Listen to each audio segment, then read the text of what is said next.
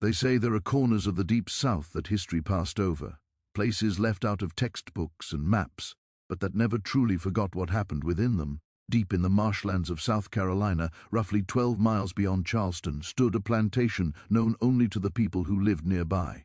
They called it Western Grove. By 1891, the estate had been abandoned for more than 3 decades. The rice fields had long since surrendered to tall grass and creeping bramble. The manor house itself remained, but only as a hollowed relic, its roof sagging, its walls stained by time and weather, its windows empty like dark eye sockets. And yet, every night, without exception, witnesses claimed to see something impossible. 17 separate lights appeared in the upper windows of the house. They did not drift or flicker like fireflies. They did not shimmer like moonlight on glass. Each light burned steady and deliberate, like candles carried by unseen hands, moving from room to room as though the plantation were still alive, still inhabited. Local officials dismissed the accounts outright. The Charleston Post refused to publish a single testimony. Landowning families in the surrounding area spoke of Western Grove only in hushed tones, if at all, and quietly, without explanation, the county passed an ordinance forbidding anyone from entering the property after sunset. What happened at Western Grove was officially sealed away. Then the records disappeared. Then evidence suggests they were intentionally destroyed. Tonight you'll learn what those lights truly were and why so many people worked so hard to keep the truth buried. But before we continue with the story of Western Grove and the family that vanished there, take a moment to subscribe to the channel and turn on notifications so you never miss stories like this one. And let me know in the comments, what city or state are you listening from? Now, let's uncover this mystery together. What you're about to hear does not begin in 1891. It begins decades earlier under the crushing heat of a South Carolina summer. The year was 1858, and Western Grove was no ruin. It was a prosperous rice plantation, one of many lining the Ashley River basin, plantations that helped fuel Charleston's immense wealth. The estate stretched across nearly 800 acres of fertile bottomland. Its fields were worked by close to 200 enslaved men, women, and children.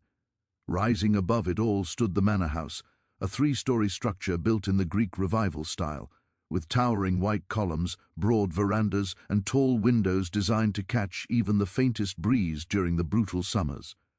Western Grove was owned by Nathaniel Weston, a 3rd-generation planter whose family had amassed land, money, and influence since the late 1700s.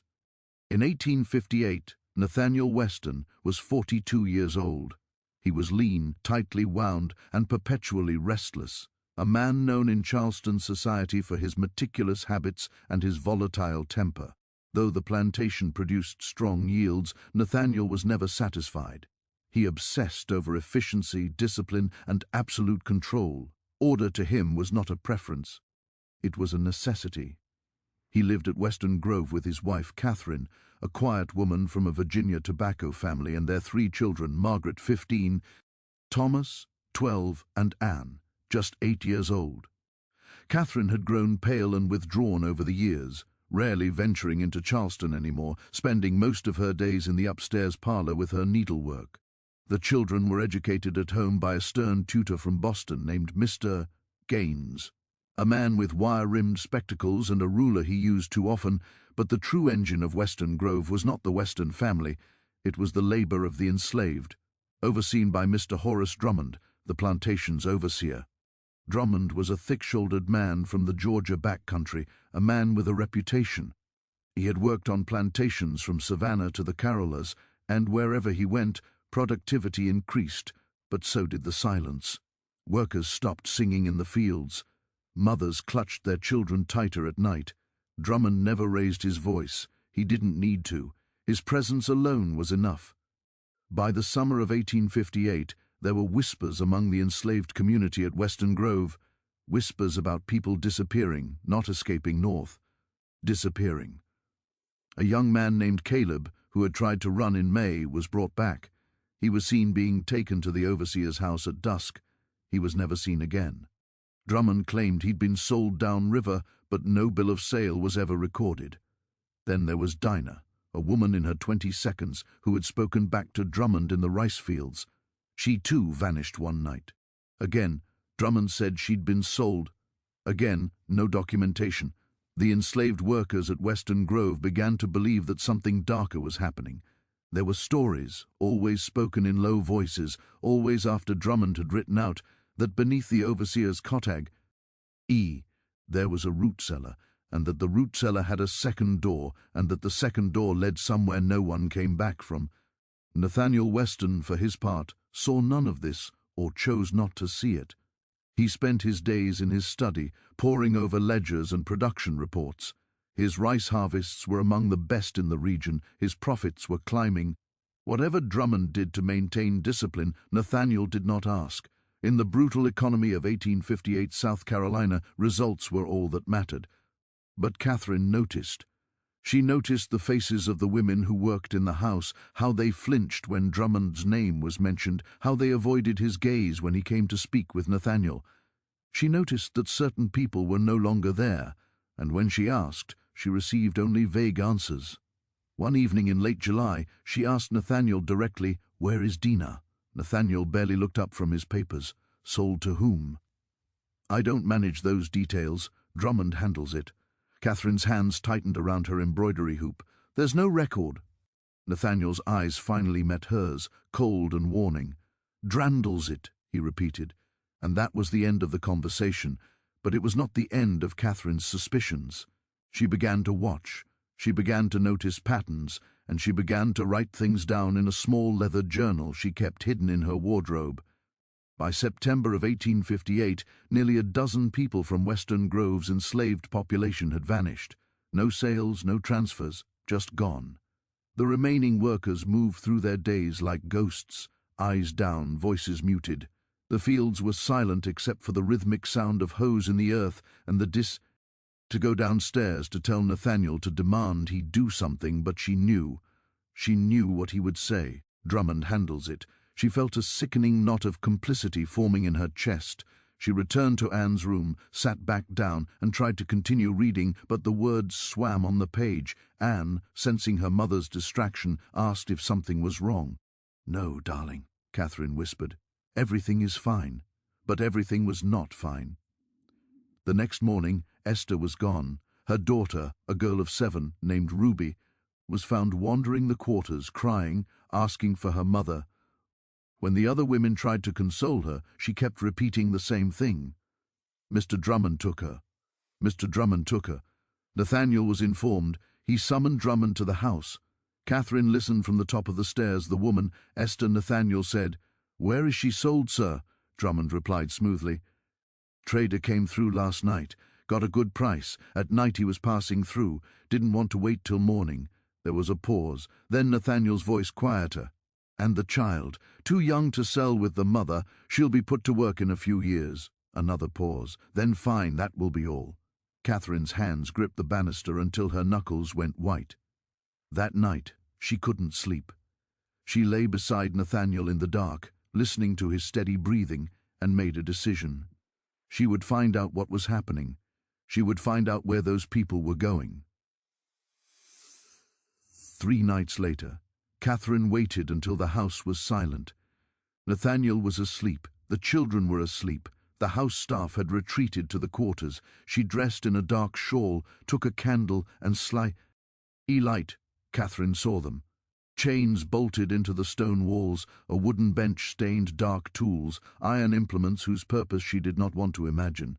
And in the corner, a pile of cloth. She stepped closer, her candle trembling in her hand. Not cloth. Clothing.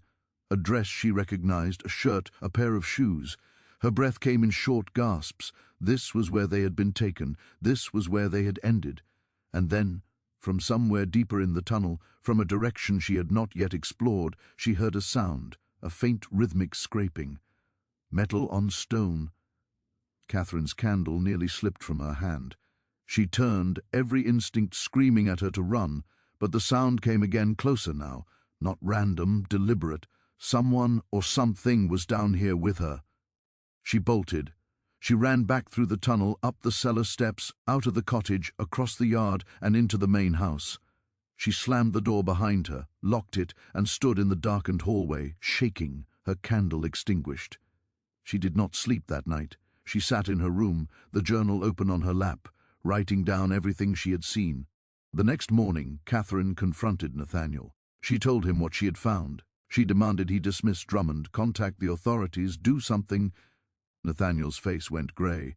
He did not deny it. He did not defend Drummond. He simply said in a voice barely above a whisper, "If you speak of this to anyone, we will lose everything. The plantation, our name, the children's future. Do you understand?" Catherine stared at him. "People are being murdered, Nathaniel. They are property," he said flatly, "and property can be disposed of." It was the first time Theron truly understood the man she had married. She did not speak of it to anyone, but she could not let it stand. Over the following weeks, Catherine began to quietly gather evidence, names, dates, anything that might prove what was happening. She confided in no one, not even the house staff, fearing word would reach Drummond. She planned to take her journal to Charleston to a lawyer she knew, a man who had once spoken against the worst excesses of the slave system, but she never got the chance. On the night of October 9th, 1858, Western Grove burned. The fire started in the overseer's cottage just after midnight. By the time anyone noticed, the flames had already leapt to the main house, racing up the dry wooden siding and engulfing the eastern wing in minutes. Nathaniel, Catherine, and the children barely escaped, fleeing into the yard in their nightclothes as the house became an inferno. The enslaved workers formed a bucket line from the well, but it was hopeless. The heat was too intense, the flames too high. By dawn, both the manor house and the overseer's cottage were reduced to smoking ruins. Drummond was found dead in the wreckage of his cottage, burned beyond recognition. The official report stated that he had likely been asleep when the fire started, overcome by smoke. Nathaniel, Catherine, and the children survived, but they were left with almost nothing. The house was gone, the records were gone, the stored rice from the last harvest gone. And Catherine's journal, the one she had hidden in her wardrobe, was ash. Within days, Nathaniel moved his family to Charleston, taking temporary lodgings with Catherine's distant cousin. He attempted to rebuild, to secure loans, to salvage what remained of the plantation. But the debts were overwhelming, and the insurance payout was delayed by questions about the fire's origin. Rumors began to circulate. Whispers that the fire had been deliberate, set by one of the enslaved workers as an act of revenge. An investigation was launched, but it went nowhere.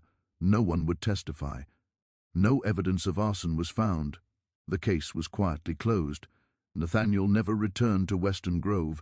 He sold what remained of the land to a Charleston merchant in 1859 for a fraction of its value, and the family moved to Augusta, Georgia, where Nathaniel's health rapidly declined. He died in 1861, just as the Civil War began, of what doctors called nervous exhaustion. Catherine and the children moved north after the war, settling in Philadelphia, where they lived in modest obscurity. Catherine never spoke of Western Grove again, but the land itself did not remain quiet.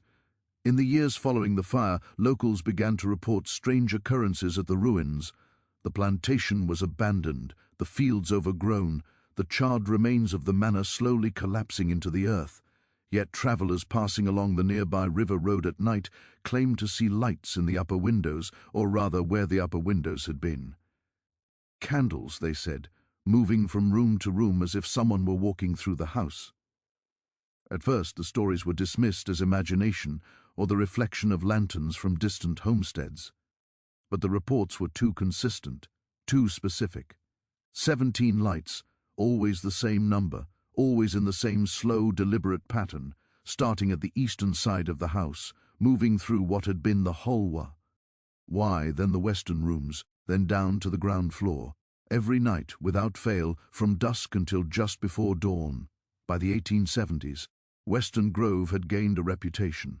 It became a place locals avoided after dark. The new owner, the Charleston merchant, attempted to develop the land, but found no one willing to work there. Laborers he hired refused to stay past sunset. Some claimed they heard sounds coming from the ruins, faint voices, a woman crying, footsteps on floors that no longer existed. In 1873, the merchant hired a crew to demolish the remaining structure entirely to clear the site and make it usable. The crew worked for 3 days, tearing down the charred walls, hauling away debris. On the 4th day, they refused to continue. The foreman, A man named Augustus Finch reported that while working in the cellar, they had uncovered a sealed door leading to a tunnel beneath the house. When they opened it, the smell was so overwhelming that 2 men vomited on the spot. Finch ordered the tunnel sealed immediately and quit the job that same afternoon. The merchant, frustrated and unnerved, abandoned the project. Western Grove remained a ruin, and the lights continued. By the 1880s, the phenomenon had become local legend. Stories spread through Charleston and the surrounding parishes. Some said the lights were the spirits of the Western family, doomed to relive the night of the fire. Others claimed it was the enslaved dead wandering the ruins in search of justice. A few whispered darker theories that something had been done at Western Grove, something so terrible that the land itself could not forget. But no one investigated. No one wanted to know. That changed in 1891, when a young journalist from Charleston named Peter Cavanaugh decided to spend a night at Western Grove and document what he saw. Peter Cavanaugh was 26 years old, ambitious and hungry for a story that would make his name. He had been writing for the Charleston Ledger for 3 years, mostly covering city council meetings and shipping news, but he wanted something bigger. When he heard about the lights at Western Grove, he saw his opportunity. He approached his editor, Mr. Leonard Hayes, with the idea: spend a night at the ruins, document the lights, interview locals, and publish a full exposé. Hayes was skeptical. No one cares about ghost stories, Cavanaugh. But Peter was persistent. He argued that the mystery had persisted for over 30 years, that there had to be a rational explanation, and that uncovering it would be a genuine public service. Finally, Hayes relented. One night he said, "If you find nothing, you drop it." Peter agreed. He spent 2 weeks preparing. He interviewed locals in the villages near Western Grove collecting testimonies. An elderly fisherman named Josiah, who worked the river, claimed he saw the lights clear as Sunday morning every night, same time. A woman named Mrs. Pauline Vickers, who lived on a neighboring farm, said her late husband had seen them too and had once tried to approach the house to investigate, but something had stopped him. He said he felt wrong.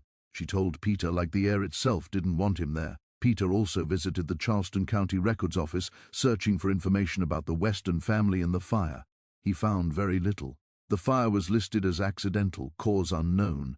Nathaniel Weston's estate sale was recorded, but there were no details about the plantation's operations, no mention of Drummond, and curiously, no record of any enslaved persons being transferred or sold from Western Grove after the fire.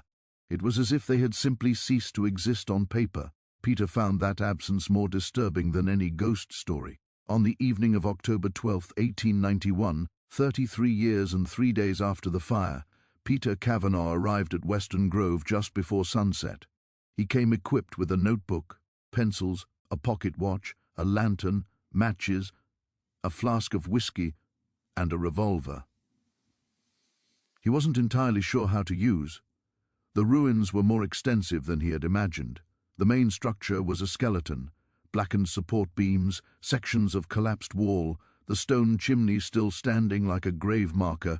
Vegetation had overtaken most of it. Peter left the office furious, but he knew Hayes was right. He had no allies, no official support. The story was already being buried again, but he wasn't ready to give up. He wrote to Margaret Weston Curran describing what he had found. Her response arrived a week later. She was horrified but not surprised. "I have spent my entire adult life trying to distance myself from Western Grove," she wrote. "But if what you found is true, then my mother's fears were justified. I will help you however I can." She sent Peter a packet of letters and documents she had kept, correspondence between her parents, fragments of financial records, and a partial list of names. Enslaved individuals who had lived at Western Grove in 1858. Peter referenced the names with the records he had found. 13 of the names had no record of sale or transfer after 1858. They had simply vanished from the books. Peter now had evidence of concealment, but he still didn't have the full story. He decided to search for survivors, anyone who had been at Western Grove before the fire and might still be alive. It was a long shot. More than 3 decades had passed, but he placed notices in newspapers across South Carolina and Georgia asking for information. In early December, he received a response. A woman named Hannah was living in a freed men's community outside of Savannah. She was in her 62nd now, but she had been enslaved at Western Grove as a young woman in the 1850s. She had been sold to a plantation in Georgia in 1857, a year before the fire, and had survived the war to build a new life. She was willing to speak to Peter. He took the train to Savannah and met her in the modest clapboard church where she worshipped.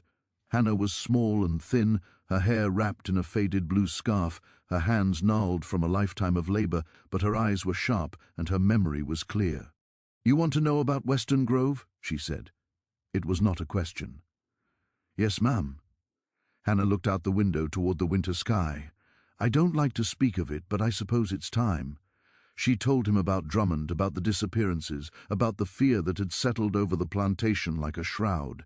People would be there one day, gone the next, she said. Drummond would say they'd been sold. But we knew it was a lie. You could see it in his eyes. He enjoyed it.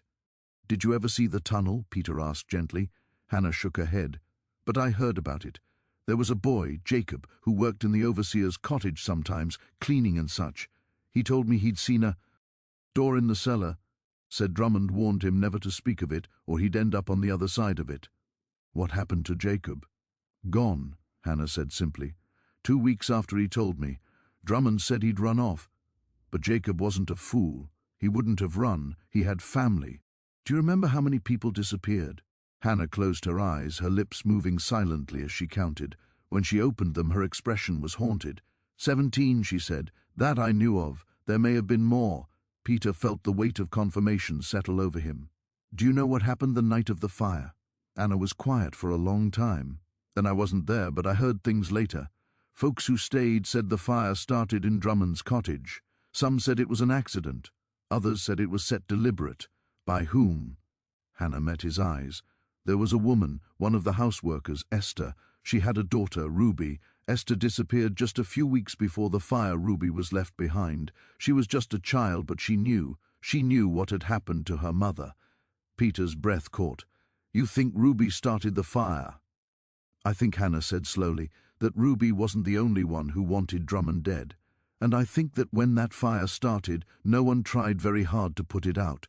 Peter left Savannah with more questions than answers. He now knew the names of the victims, the scope of the horror, and the likelihood that the fire had been an act of desperate justice. But he still didn't know who had placed the 17 stones, and he didn't know why the lights appeared. He returned to Western Grove one final time in mid-December alone. He needed to see the markers again to understand their placement. H.E. arrived at dusk and waited. The lights appeared as always at 7:30.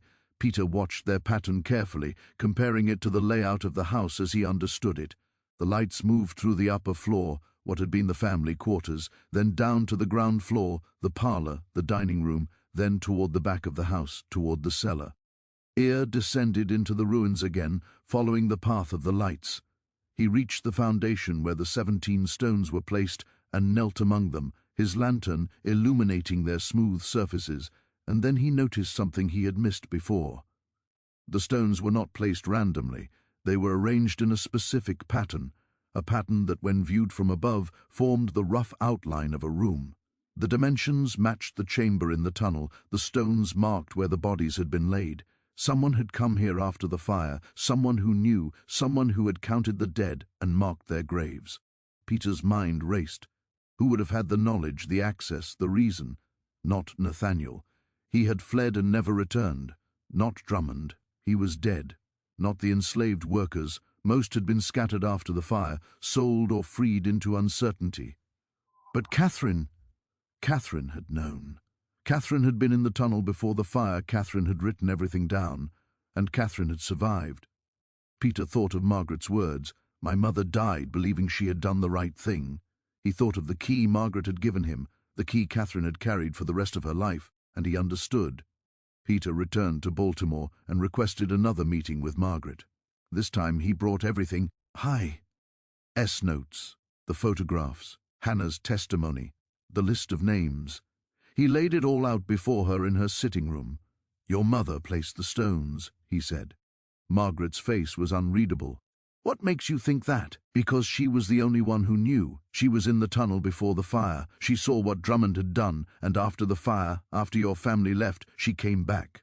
Margaret was silent for a long moment. Then quietly, she did.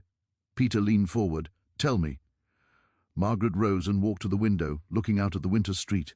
My mother never recovered from what she saw at Western Grove, she began. After we moved to Philadelphia, she became hollow. She barely spoke. She rarely left the house, but once a year, every year, she would disappear for a week. She told us she was visiting an old friend in Virginia. I didn't question it. I was young and I had my own life, but she wasn't going to Virginia. No. Margaret turned back to Peter. After she died, I found letters in her belongings, train tickets, receipts from a boarding house in Charleston. She had been going back to Western Grove every year on the same date, October 9th, the anniversary of the fire. Why? Margaret's voice was barely above a whisper. To remember them, to bear witness, because no one else would. Peter felt a lump in his throat. The stones. She placed them the first year she returned in 1859. She went into the ruins alone, found the tunnel and counted the remains. 17. She marked each one. And every year after, she came back to make sure the markers were still there. She brought candles. She lit them, one for each. She walked the pattern they would have walked through the house, down to the cellar, to the place where they died. Peter's hands trembled as he wrote. The lights, he said, barely breathing. The lights are my mother's vigil, Margaret finished. 17 candles lit in remembrance every October 9th. But your mother died in 1884, Peter said. The lights have continued since then. I saw them just last month. Margaret met his eyes, and for the first time her composure cracked. I know. Then who? I don't know, Margaret said, her voice breaking. That's what terrifies me. My mother is gone, but someone is still lighting those candles. Peter returned to Charleston and went to the county clerk's office. He requested all records related to Western Grove for the past decade. The clerk, an elderly man named Mr. Tobias Fletcher, seemed reluctant, but Peter was persistent. Finally, Fletcher produced a slim file. Inside was a single deed transfer dated 1885, 1 year after Catherine's death. Western Grove had been purchased by a woman named Ruby Vance. Peter's heart stopped. Ruby, Esther's daughter, the girl who had watched Drummond take her mother. He found Ruby's address listed in the Savannah City Directory. She was living in a small house on the outskirts of the city, working as a seamstress. Peter took the train south once more. Ruby answered the door herself. She was in her early 42s, a tall, quiet woman with careful eyes. When Peter introduced himself and mentioned Western Grove, she did not look surprised. I've been expecting someone, she said. Come in. They sat in her modest parlor. Ruby served coffee. Peter explained everything. His investigation, his meeting with Margaret, the 17 stones, the lights. Ruby listened without interruption. When he finished, she said simply, Mrs. Weston came to find me in 1859. Peter blinked. Catherine, yes, she found me in Charleston, where I'd been placed with a new household after the fire. She told me what she had discovered. She told me about my mother, and she told me she intended to remember she brought you to Western Grove. Ruby nodded. Just once that first year she showed me the tunnel, the stones. She said she would come back every year to light candles and that when I was free, if I chose, I could continue. And you did? Yes. Ruby's voice was steady, but her hands tightened around her cup. I bought the land in 1885 with money I had saved. It took me years, but I wanted to make sure no one could build there, could disturb them. And I wanted to keep Mrs. Weston's vigil. Every year, every night, Peter stared at her. Every night Ruby met his eyes. 17 people died in that tunnel. 17 souls erased from the world as if they never existed. The least I can do is make sure they're remembered. So yes, every night I travel from Savannah, I light 17 candles. I walk the path they would have walked, and I sit with them until dawn. Peter struggled to find words, but the lights appear at the same time every evening. You can't be there every single night. Ruby's expression didn't change. I've hired others, freed men and women who knew what was done, who wanted to help. We take turns. There is always someone there. There will always be someone there. Peter felt a profound sense of awe and sorrow. The authorities, they must know by now. They do, Ruby said quietly. I wrote to the county sheriff in 1886 explaining what I'd found, requesting a formal investigation. He never responded. I wrote to the Werner. No response. I went to a lawyer. He told me that even if everything I said was true, no charges could be brought because Drummond was dead and Nathaniel Weston was dead and there were no witnesses willing to testify. So you continued the vigil. It's all I can do.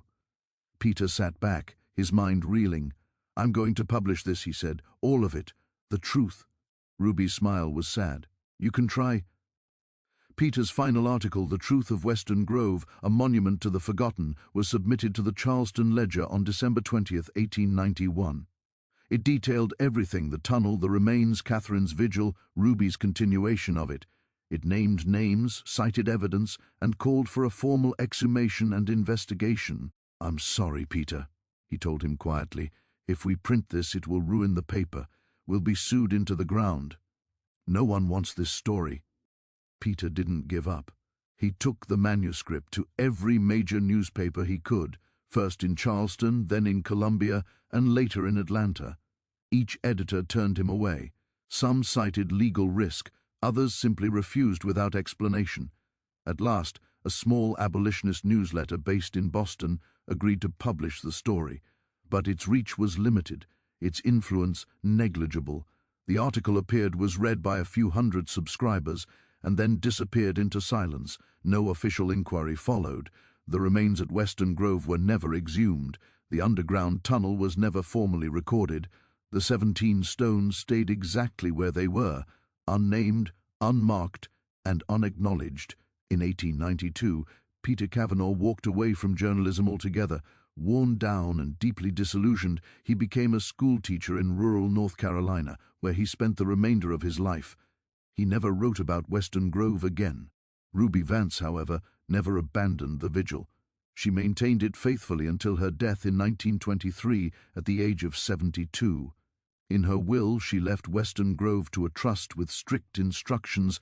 The land was never to be developed, and the evening watch was to continue. The trust was administered by members of the local black church, and they honored her wishes. Night after night, year after year, decade after decade, volunteers continued to light the candles. By the 1930s, the lights had become part of local folklore, their true meaning slowly stripped away. Visitors began to refer to them as ghost lights. Tourists occasionally drove out to the marshlands hoping for a glimpse, unaware of what they were really witnessing. During World War II, the vigil was briefly suspended due to blackout regulations and fuel shortages. But in 1946, it resumed. In the 1960s, at the height of the civil rights movement, a group of activists from Charleston attempted to transform Western Grove into an official memorial. They petitioned for recognition, for historical markers, for public acknowledgement of what had happened there. The city council declined. The land remained in trust, the candles kept burning, and the story stayed buried. Today, Western Grove is overgrown and largely forgotten. Dense vegetation has swallowed most of the ruins, leaving only fragments visible through the marsh. But if you were to travel to that isolated stretch of land outside Charleston, and if you arrived just after dusk, you would still see them, 17 lights, moving slowly through the darkness. A vigil that has continued, uninterrupted, for more than 130 years. Not ghosts, not superstition, but memory, intentional, defiant, and enduring.